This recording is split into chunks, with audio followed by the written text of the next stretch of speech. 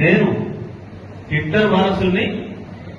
అందుకనే ఏజ్ పాలేషన్ మొత్తం ఎక్కడెక్కడ వాళ్ళని తిక్కలోళ్ళు, ఆ ఇజ్రాయెల్ ఇరాన్ గతంత ఖర్చులు పెట్టి గంట బాంబులు కూడా కొట్టుకుంటున్నారు. నేను ఒక హైడ్రాన్ పెట్టి చూడు ఎందుకు ఇల్లు కూడా కొట్టిన వాళ్ళకంటే ఎక్కువ హిట్లర్ స్ఫూర్తిగా తీసుకొని ఈ ప్రపంచంలో ఇప్పటి వరకు హిట్లర్ చచ్చిపోయిన కానించి హిట్లర్ నాకు ఆదర్శం అని చెప్పిన మూర్ఖుడు ఎవ్వడు కూడా లేడు. వాడు ఒక్కడు రేవంత్ రెడ్డి ప్రపంచం ఎవడు కూడా చెప్పుకోలేదు ఇప్పుడు. కానీ మళ్ళా 4 రోజులకి మాట మార్చి 2 ఏడు పెడుతుండే నా మాట ఇంకా లేడకపోతే అధికారులు. నేను వాన వస్తుందని ముందే చెప్పినప్పుడు నిలబడమంటే ఒకటి నిలబడ్డా. ఎందుకు ఇంతలేదు?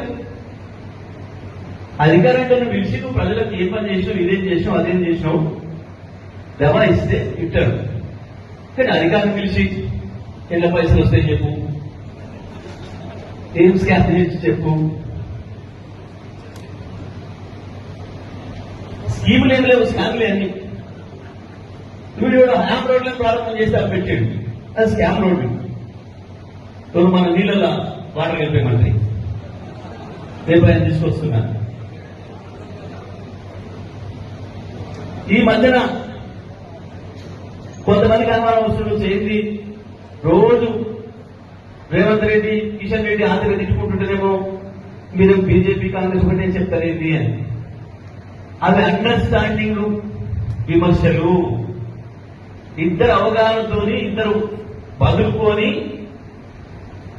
మన ఇద్దరం ఒక తిరిగి కనబడితే కేసీఆర్ వైపు పోతున్న జనమంతా మనం కూడా తిట్టుకున్నట్టు చేయాలి, కొట్టుకున్నట్టు చేయాలి అని చెప్పి ఇద్దరు అనుకోని డ్రామా చేస్తున్నారు. కిషన్ రెడ్డి రేవంత్ రెడ్డి ఇద్దరు అండర్స్టాండింగ్ రాజకీయాలు చేస్తున్నారు.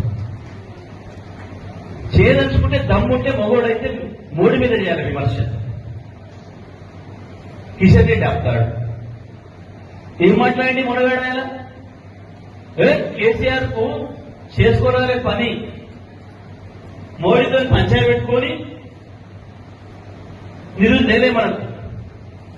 నేను చూడు ఎంత చాకచక్యంగా తెస్తా నిధులని మాట్లాడి ఉపన్యాసాలు కొట్టిండు మనగాడు.